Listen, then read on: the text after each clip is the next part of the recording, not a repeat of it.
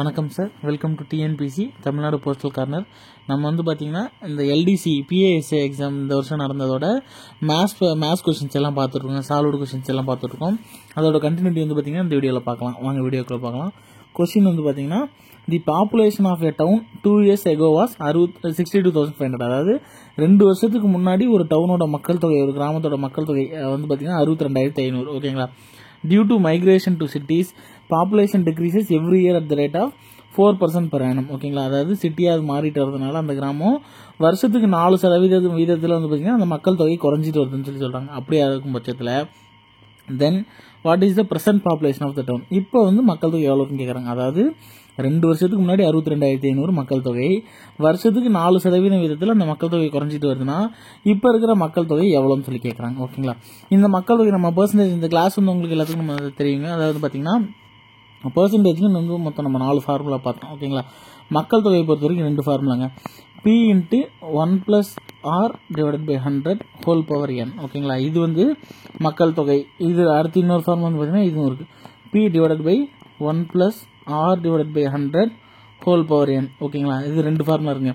மக்கள் தொகை ஒரு வருஷம் கொடுத்துட்டு அடுத்த 2 வருஷம் கழிச்சோ 3 வருஷம் கழிச்சோ சில வருடங்களுக்கு பிறகு after n number of years, சில வருடங்களுக்கு பிறகு எவ்வளோன்னு சொல்லி கேட்டாங்கன்னா இந்த ஃபார்முலா. ஒரு சில அந்த டேட்டாலாம் கொடுத்துட்டு n வருடங்களுக்கு முன்பு எவ்வளோ மக்கள் தொகை, இந்த வருஷத்தில் எவ்வளோ மக்கள் தொகை இருக்குது, இன்னும் ஒரு 2 வருஷத்துக்கு முன்னாடி எவ்வளோ மக்கள் தொகை இருக்குன்னு சொல்லி கேட்டாங்கன்னா இந்த ஃபார்முலா. ஓகேங்களா. அதே பார்த்தீங்கன்னா பாப்புலேஷன். அடுத்து பார்த்தீங்கன்னா மெஷினோட வேல்யூ இவ்வளோ இருக்குது, அது வருஷத்துக்கு இத்தனை % குறைஞ்சிட்டு வருது அப்படின்னு சொல்லி கேட்டாங்கன்னா P / 1 - R / 100 whole power n. ஓகேங்களா. இது n after n years, n இயர்ஸ்க்கு அப்புறம். ஓகேங்களா. n இயர்ஸ்க்கு அப்புறம் கேட்டால் இந்த ஃபார்முலா. அதே தான் பார்த்தீங்கன்னா n இயர்ஸ்க்கு முன்னாடி கேட்டாங்கன்னா P / 1 - R / 100 whole power n. இந்த ஃபார்முலா நீங்கள் எழுதி வச்சு படித்து பார்த்தீங்கன்னா உங்களுக்கு தெரியும். பிஃபோர் n இயர்ஸ்க்கு இது ஒரு சில இடம் தான், அந்த மைனஸ் ப்ளஸ் இருக்கிற இடம் மட்டும் தான் மாறி இருக்கும். ஓகேங்களா. இந்த கொஸ்டின் வரைக்கும் பார்த்தீங்கன்னா யூஸ்வலாக பாப்புலேஷன்ஸ் மக்கள் தொகை கேட்டாங்கன்னா பார்த்தீங்கன்னா அது மக்கள் தொகை ஏற விதத்தில் தான் இருக்கும். அதாவது உயர்ற மாதிரி தான் இருக்கும். Population increases every year at the rate of 4% per annum அப்படி தான் இருக்கும். ஆனால் இங்கே என்ன சொல்கிறாங்க, due to migration to cities population decreases every இயர்னு சொல்கிறாங்க. மக்கள் தொகை பார்த்தீங்கன்னா வருஷத்துக்கு இத்தனை சதவீதத்தில் குறைஞ்சிட்டு வருதுன்னு சொல்கிறாங்க. அப்படி குறைஞ்சிட்டு வரதுனால இந்த ஒரு சம்மு மட்டும் எக்ஸப்ஷனாக வச்சுக்கிட்டு இந்த டிக்ரீசஸ் இந்த கொஸ்டின் பார்த்தீங்கன்னா டிக்ரீசஸ்ன்னு கேட்டாங்க அப்படின்னா நம்ம இந்த மெஷினோட ஃபார்முலா அப்ளை பண்ணணும்னு சொல்லியிருந்தோம். ஓகேங்களா. அதாவது 2 வருஷத்துக்கு முன்னாடி 62,500 இருந்துச்சு, இப்போ எவ்வளோன்னு சொல்லி கேட்டாங்கன்னா நம்ம அதை எப்படி மீன் பண்ணிக்கணும்னா அந்த 2 வருஷத்துக்கு முன்னாடி நம்ம ப்ரெசென்ட்டாக இருக்க மாதிரி எடுத்துக்கணும். 62,500 பாப்புலேஷன் இருக்குது, வருஷத்துக்கு 4% இது குறைஞ்சிட்டு வருது, n இயர்ஸ்க்கு அப்புறமேட்டு எவ்வளோ பாப்புலேஷன் அப்படின்னு கேட்ட மாதிரி எடுத்துக்கணும். ஓகேங்களா. அதுக்கான ஃபார்முலா பார்த்தீங்கன்னா மெஷினோட தான் எடுத்துக்கணும். P × 1 - R / 100 whole power n எடுத்துக்கணும். ஓகேங்களா. Pன்றது என்னன்னு பார்த்தீங்கன்னா பாப்புலேஷன் எவ்வளோ 62,500 × 1 - Rன்றது பார்த்தீங்கன்னா ரேட் ஆஃப் இன்ட்ரெஸ்ட் 4 / 100. nன்றது பார்த்தீங்கன்னா நம்பர் ஆஃப் இயர்ஸ். 2 வருஷத்துக்கு அப்புறம் எவ்வளோன்னு சொல்லி கேட்குறாங்க. 2 வருஷத்துக்கு முன்னாடி இருந்துச்சு, இப்போ எவ்வளோன்னு சொல்லி கேட்குறாங்க. அதை நம்ம எப்படி மீன் பண்ணிக்கணும்னா இப்போ நம்ம அந்த டேட்டில் இருக்க மாதிரி நம்ம கவுண்ட் பண்ணிட்டு அப்போலேருந்து 2 வருஷம் கழிச்சு என்ன டேட்டா அப்படின்றத நம்ம எடுத்துக்கணும். ஓகேங்களா. அதான் பார்த்தீங்கன்னா இந்த ஃபார்முலா டேரெக்டாக அப்ளை பண்ணோம்னா இப்படி கொண்டு வந்துடும். இப்படி நம்ம டெரைவ் பண்ணதுக்கப்புறம் என்ன பண்ணணும், இந்த இதுதான் நமக்கு ப்ராக்கெட்டுக்குள்ளே இருக்கிறத ஃபஸ்ட்டு சால்வ் பண்ணணும். இது கிராஸ் மல்டிப்ளை பண்ணோம்னா 100 - 4 96 96/100. ஓகேங்களா. 62,500 × 96/100 ஹோல் ஸ்கொயர்னா அது 2 தடவை போட்டுக்கலாங்களா. 96/100 × 96/100. ஓகேங்களா. அடுத்து இதை நம்ம எப்படி இதுக்கு மேலே சிம்பிளிஃபை பண்ணுறது தாங்க நமக்கு வேலையை. அதாவது 0க்கு 0 கேன்சல், 0க்கு 0 கேன்சல். அடுத்து பார்த்தீங்கன்னா 42 96 52 100 24 2 48 25 2 50. இதுக்கடுத்து இன்னும் வேறு அடிக்கிற மாதிரி இருக்குங்க. 25 25 625 எத்தனை 25 இருக்குதுன்னு பார்த்தீங்கன்னா 4 ஏன்னா 20 24 25 இருக்குது. ஓகேங்களா. 25 25 625.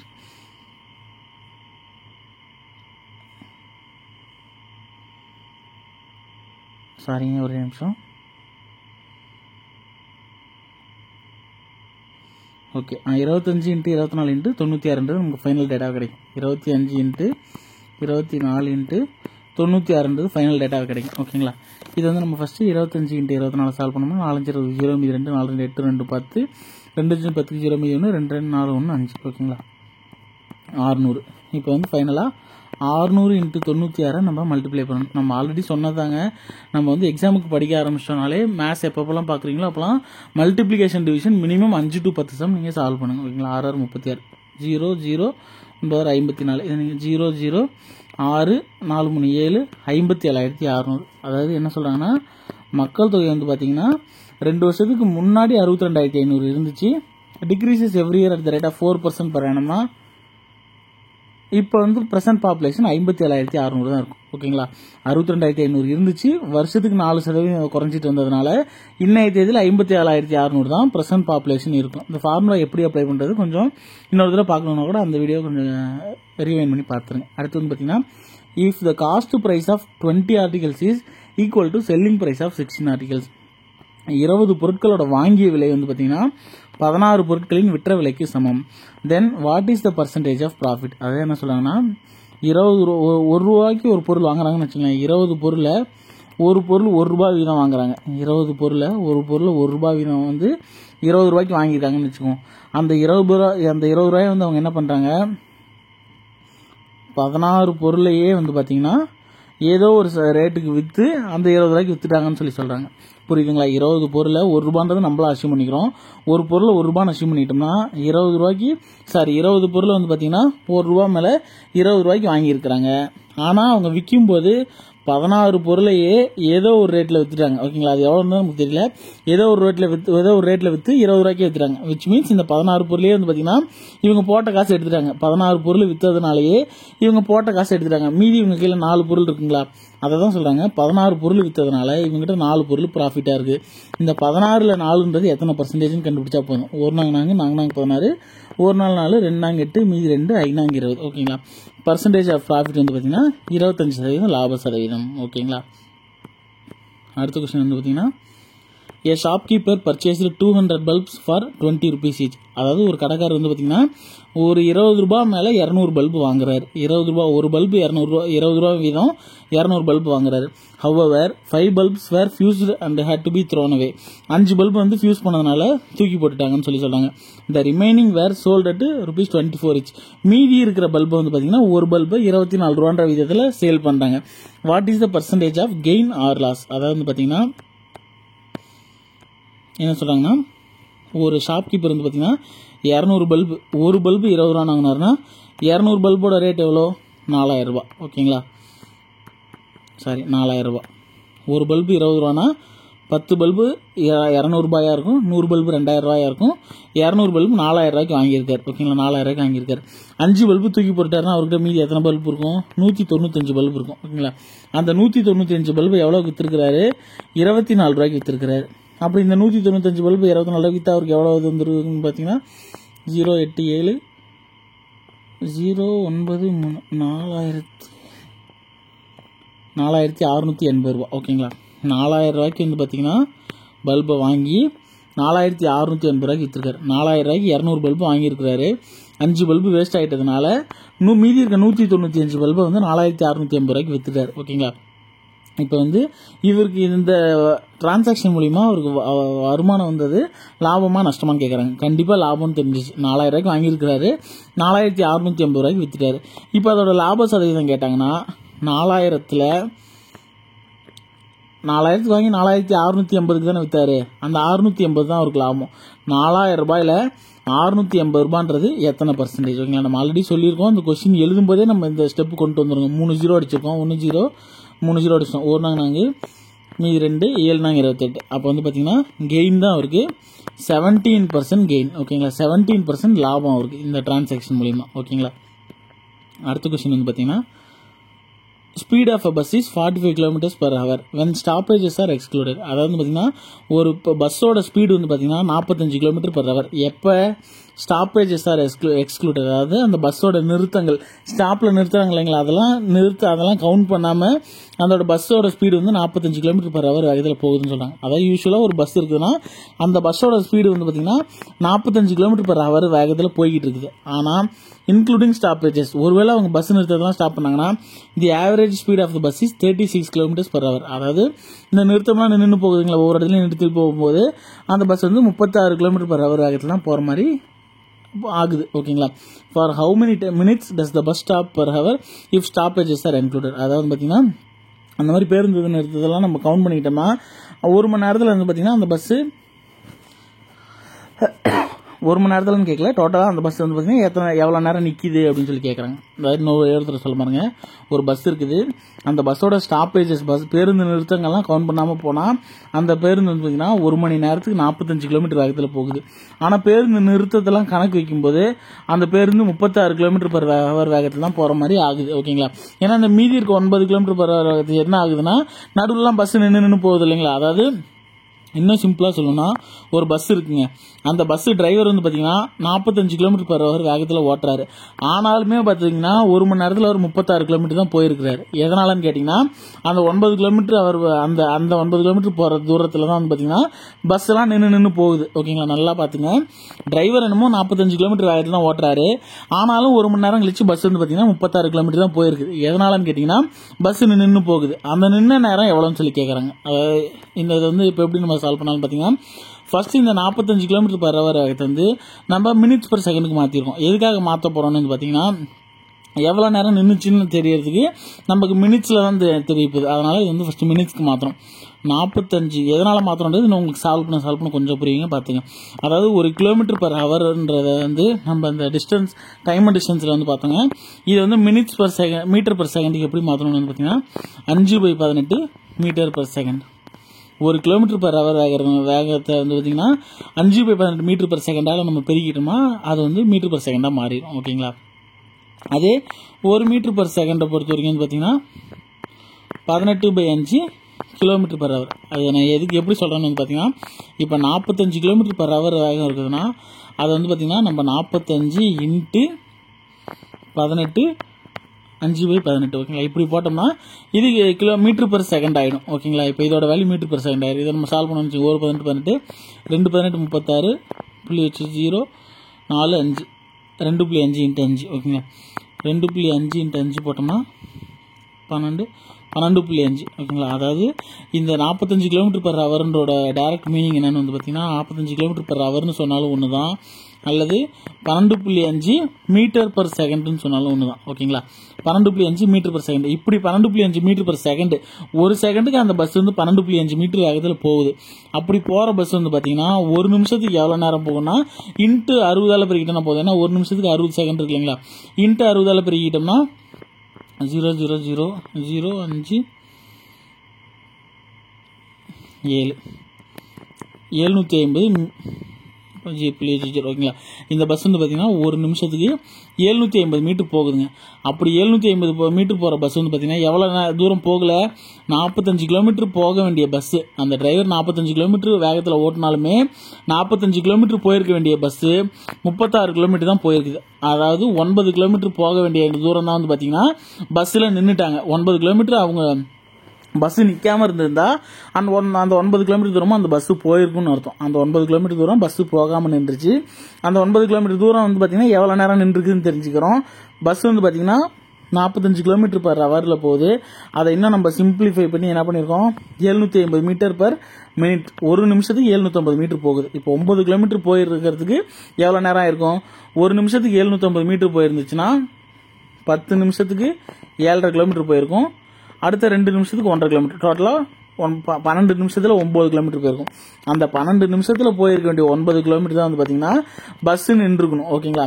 ஒரு டிரைவர் 45 கிலோமீட்டர் வேகத்தில் ஓட்டுறாரு, ஆனாலுமே அந்த பஸ்ஸு 36 கிலோமீட்டர் தான் போயிருக்குது. எதனாலன்னு வந்து பார்த்தீங்கன்னா அந்த 9 கிலோமீட்டர் பஸ்ஸு போயிருக்க வேண்டிய நேரத்தில் பஸ் வந்து ஸ்டாப்பில் நின்றுச்சு. அந்த ஸ்டாப்பில் நின்ன நேரம் எவ்வளோன்னு வந்து பார்த்தீங்கன்னா 12 நிமிஷம். அந்த 12 நிமிஷத்தை எப்படி கண்டுபிடிக்கிறோம், பஸ்ஸோட கிலோமீட்டர் பர் ஹவர் வந்து மீட்டர் பர் செகண்டுக்கு மாற்றி அந்த பஸ் வந்து பார்த்தீங்கன்னா இந்த 9 கிலோமீட்டர் எவ்வளோ நேரத்தில் போயிருக்குன்றதை நம்ம கவுண்ட் பண்ணோம்னாலே அதுதான் வந்து பார்த்தீங்கன்னா பஸ் நின்னதுக்கான டைம். ஓகேங்களா. இது கொஞ்சம் கன்ஃபியூஸ் பண்ணுற மாதிரி இருக்கும். நீங்கள் டைம் அண்ட் டிஸ்டன்ஸ் வந்து பேசிக்ஸ்லேருந்து பார்த்துட்டீங்க. அந்த டைம் அண்ட் டிஸ்டன்ஸ் வந்து பார்த்தீங்கன்னா இப்போ அது மட்டும் நம்ம சேனலில் போடாமல் இருக்குங்க. நம்ம அந்த டைம் அண்ட் டிஸ்டன்ஸ் வந்து முடிஞ்ச அளவுக்கு சீக்கிரம் போட்டுருவோம். அது ஒரு தடவை பார்த்துட்டிங்கன்னா உங்களுக்கு இந்த வீடியோ இந்த சம்மு கொஞ்சம் டீட்டெயிலாக புரிஞ்சிடும். ஓகேங்களா. அடுத்த சம் வந்து பார்த்தீங்கன்னா after every 1 hour a sports car increase it speed by 2 km. ஒவ்வொரு 1 மணி நேரத்துக்கு வந்து பார்த்தீங்கன்னா ஒரு ஸ்போர்ட்ஸ் கார் வந்து பார்த்தீங்கன்னா அதோட வேகத்தை 2 மணி நேரம் கூட்டிகிட்டே வருது. அவங்க வந்து பார்த்தீங்கன்னா ஃபர்ஸ்ட் 2 மணி நேரம் போகிறாங்கன்னா அடுத்து 4 மணி நேரம், அடுத்து 6 மணி நேரம், அப்படி அதோட ஸ்பீடை கூட்டிகிட்டே போகிறாங்க. If the distance travelled by the car in first 1 hour was 45 kilometers. மொதல் 1 மணி நேரத்தில் அந்த கார் 45 கிலோமீட்டர் போயிருக்குன்னு சொல்லி சொல்கிறாங்க. Then what is the total distance travelled by it in 10 hours? ஓகேங்களா, அதாவது 0 hours வந்து 0 கிலோமீட்டர் தான் போயிருக்கும். ஃபர்ஸ்ட் 1 hour அது வந்து 45 கிலோமீட்டர் போயிருக்குது. 2வது மணி நேரம் 47 போயிருக்கும். 3வது மணி நேரம் 49 போயிருக்கும். புரியுதுங்களா? 2 கிலோமீட்டராக ஸ்பீடு கூட்டிகிட்டே வருது. 4வது மணி நேரத்தில் 51 போயிருக்கும். 5வது மணி நேரத்தில் 53 போயிருக்கும். 6வது மணி நேரத்தில் 55 போயிருக்கும். 7ல் 57 போயிருக்கும். 8ல் 59 போயிருக்கும். 9ல் 61 போயிருக்கும். 10ல் 63 போயிருக்கும். இதெல்லாம் கூட்டினோம்னாலே அது அவங்க வந்து எவ்வளோ டிஸ்டன்ஸ் போயிருக்குன்னு தெரிஞ்சுக்கலாம். ஓகேங்களா, 4, 8, 12, 17, 22, 27, 32, 37, 43, 49. ஓகேங்களா, 490.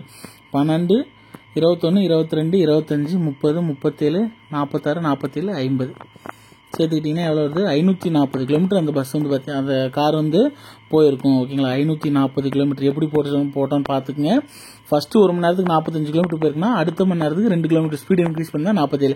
அது எல்லாத்தையும் 10 வரைக்கும் போட்டு நம்ம கூட்டினோம்னா போதுங்க, 540 கிலோமீட்டர் அந்த காரு டிராவல் பண்ணியிருக்கும். ஓகேங்களா, அடுத்த கொஸ்டின் வந்து பார்த்தீங்கன்னா 2 pedestrians start together to travel to a certain destination. 2 பாதசாரிகள் வந்து பார்த்தீங்கன்னா ஒரு இடத்துக்கு போகிறதுக்காக ஒரே டைமில் ஸ்டார்ட் பண்ணுறாங்க. 1 at the rate of 4 km/h. ஒருத்தர் வந்து 1 மணி நேரத்துக்கு 4 கிலோமீட்டர் வேகத்தில் நடக்கிறாரு. And the other at the rate of 5 km/h. இன்னொருத்தர் 5 கிலோமீட்டர் வேகத்தில் நடக்கிறார். What is the distance covered if the first pedestrian arrive half an hour after the second one? அதாவது பார்த்தீங்கன்னா 2 பேர் நடக்க ஆரம்பிக்கிறாங்க. ஃபர்ஸ்ட் ஒருத்தர் வந்து பார்த்தீங்கன்னா 4 கிலோமீட்டர் வேகத்தில் போகிறாரு. அடுத்தவர் வந்து பார்த்தீங்கன்னா அவரோட கொஞ்சம் அட்வான்ஸாக 5 கிலோமீட்டர் 1 மணி நேரத்துக்கு 5 km/h வேகத்தில் போகிறாரு. இவர் 4 km/h வேகத்தில் போகிறாரு. ஒரு சர்டைன் டெஸ்டினேஷனுக்கு அப்புறம் அவங்க வந்து பார்த்தீங்கன்னா அவங்க போய் சேர வேண்டிய டெஸ்டினேஷனில் இவர் போய் சேர்ந்து அரை மணி நேரம் கழிச்சு தான் வந்து பார்த்தீங்கன்னா இவர் போய் சேர்றாரு. ஓகேங்களா, அப்படி அந்த அரை மணி நேரம் கழிச்சு இவர் போய் சேரும்போது அரை மணி நேரம் கழிச்சு தான் போய் சேர்ந்துருக்காரு. அப்படின்ற பட்சத்தில் அவங்க டோட்டலாக எவ்வளோ டிஸ்டன்ஸ் போயிருப்பாங்கன்னு சொல்லி சொல்கிறாங்க. மேக்ஸிமம் இந்த மாதிரி கேள்வி வந்து பார்த்தீங்கன்னா ஆப்ஷன்ஸ்லேருந்து நம்ம போய்க்கலாம். ஓகேங்களா, ஆப்ஷன்ஸ்லேருந்து போய்க்கலான்றது ஒன்று. இன்னொன்று வந்து பார்த்தீங்கன்னா இவங்க வந்து ஃபஸ்ட்டு 5 கிலோமீட்டர் வேகத்தில் இவர் போயிட்டுருக்காரு, இவர் 4 கிலோமீட்டர் வேகத்தில் போயிட்டுருக்காரு. அப்படி போகும்போது நமக்கு இது ஆப்ஷன்ஸ் வச்சா இந்த கொஸ்டின் ஈஸியாக போடலாங்க. இப்போ ஆப்ஷன்ஸில் வந்து 10, 12, 14 அப்படின்ற மாதிரி இருந்துச்சு. இப்போ 10 கிலோமீட்டர் டிஸ்டன்ஸ்ன்றதை நம்ம எடுத்துக்கிட்டோம்னா இவர் வந்து பார்த்தீங்கன்னா 10 கிலோமீட்டர் டிஸ்டன்ஸ் எவ்வளோ நேரம் போயிருப்பார்? 1 மணி நேரத்துக்கு 5 கிலோமீட்டர் ஆகுனா 2 மணி நேரத்தில் இந்த 10 கிலோமீட்டர் கவர் பண்ணியிருப்பார். இவர் இந்த 10 கிலோமீட்டர் கவர் பண்ணுறதுக்கு எவ்வளோ நேரமாக இருக்கும்? மொதல் 1 மணி நேரத்துக்கு 4 கிலோமீட்டர் போயிருப்பாரு. அடுத்த 1 மணி நேரத்துக்கு 4 கிலோமீட்டர் போயிருப்பாரு. மொத்தம் 8 கிலோமீட்டர் ஆச்சு. மீதி இருக்கிற 2 கிலோமீட்டருக்கு அரை மணி நேரம் இருக்கும். 4 கிலோமீட்டர் 1 மணி நேரம்னா 2 கிலோமீட்டர் அரை மணி நேரம். ஓகேங்களா, அந்த அரை மணி நேரமும் சேர்த்துக்கிட்டிங்கன்னா 2.5 மணி நேரத்தில் போயிருப்பார். இப்போ அவங்க சொன்ன இது நமக்கு டேலி ஆயிடுச்சுங்களா? இவர் 2.5 மணி நேரத்தில் போயிட்டாரு, 2 மணி நேரத்தில் போயிட்டாரு. இவர் போய் அரை மணி நேரம் கழிச்சு தான் இவர் போயிருக்காரு. அப்படின்ற பட்சத்தில் அந்த 2வதாக போனவர் தான் வந்து பார்த்தீங்கன்னா அரை மணி நேரம் லேட்டாக போயிருக்கிறாரு. அதனால் அவங்க டோட்டல் டிஸ்டன்ஸ் வந்து பார்த்தீங்கன்னா 10 கிலோமீட்டர் போகிறாரு. இது ஆக்சுவலாக நீங்கள் ஃபார்முலா வச்சு போடலாம். நீங்கள் அப்படி வச்சு போட்டிங்கன்னா உங்களுக்கு கன்ஃபியூஸ் ஆயிரும். ஒரு சில சம்லாம் வந்து பார்த்தீங்கன்னா நம்ம ஆப்ஷன் வச்சு டக்குன்னு போட்டலாம். ஓகேங்களா, ஒரு சில சம்லாம் வந்து நம்ம ப்ராப்பராக யோசிச்சிருந்தோம். நமக்கு வந்து பார்த்தீங்கன்னா நம்ம ஆல்ரெடி சொன்னதாங்க, உங்களுக்கு ப்ராப்பர் ப்ரொசீஜர் படி நீங்கள் போட்டு எல்லாம் சால்வ் பண்ணி கடைசியில் ஆன்சர் கொண்டு வந்தாலும் உங்களுக்கு 1 மார்க் தான். ஷார்ட்கட்டில் நம்ம டேரெக்டாக போட்டு கொண்டு வந்தாலும் 1 மார்க் தான். அதே மாதிரி தான் வந்து பார்த்தீங்கன்னா இந்த கொஸ்டின்ஸ்க்கு நமக்கு டேரெக்டாக ஆப்ஷன்ஸில் 10 இருக்குது. நம்ம 10 என்ன இருக்குது? 10, 15 உங்களுக்கு கடைசி ஆப்ஷனாகவே இருந்தாலுமே கூட 15, 17, 19 கடைசி ஆப்ஷனாக இருந்தாலுமே கூட இதை இந்த 3 இந்த 4மே சால்வ் பண்ணுறதுக்கு உங்களுக்கு அதிகபட்சமாக 1 நிமிஷத்துலேருந்து 2 நிமிஷம் தான் ஆகும். இல்லை இவங்க வந்து 15 கிலோமீட்டர் தான் இவர் போகிறதுக்கு 3 மணி நேரம் ஆயிருக்கும். இவர் போகிறதுக்கு வந்து பார்த்தீங்கன்னா அந்த பாயிண்டில் வந்திருக்கும் 3.20 அந்த மாதிரி வந்திருக்கும். அவங்க வந்து தெளிவாக சொல்லிட்டாங்க ½ an hour லேட்டாக போகிறாருன்ற மாதிரி. அதை வச்சு நம்ம 10 கிலோமீட்டர்னு கண்டுபிடிச்சிடலாம். ஓகேங்களா, நம்ம வேணும்னா அந்த டைம் அண்ட் டிஸ்டன்ஸ் வந்து பார்க்கும்போது இந்த கொஸ்டின் வந்து நோட் பண்ணி வச்சு கொஞ்சம் அந்த ப்ராப்பராக ஃபார்முலா எப்படி போடுறதுன்னா இப்போ எக்ஸாம்பிள் போட முடிஞ்சதை எல்லாம் சொல்லிடலாங்க. ஓகேங்களா, அடுத்த கொஸ்டின் வந்து பார்த்தீங்கன்னா 30 men can complete a work in 18 days by working 7 hours a day. How many men are required to complete the same work in 30 days by working 6 hours per day? அதாவது நம்ம already பார்த்துருந்ததாங்க. M1 T1 D1 divided by W1 ஒருத்தரோட data கொடுத்துட்டாங்க. அடுத்தது M2 T2 D2 divided by W2 அந்த இன்னொருத்தரோட data கொடுத்துறாங்க.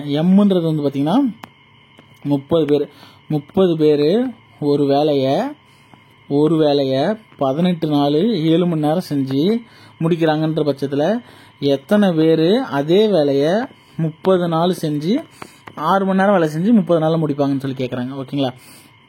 30 × 18 × 7 x × 30 × 6. ஓகேங்களா. இப்போ வந்து பார்த்தீங்கன்னா 18 180x. ஓகேங்களா. இங்கே வந்து பார்த்தீங்கன்னா 210 × 18.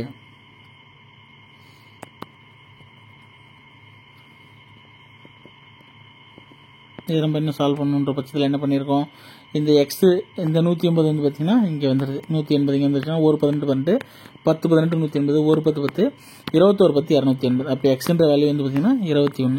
அப்போ எத்தனை பேர் இருந்திருந்தால் முடிச்சிருப்பாங்க, 21 பேர் வந்து அந்த வேலையை செஞ்சுருந்தாங்கன்னா 6 மணி நேரம் வேலை செஞ்சு 30 நாளில் முடிச்சிருப்பாங்க அப்படின்னு சொல்லி சொல்கிறாங்க. ஓகேங்களா.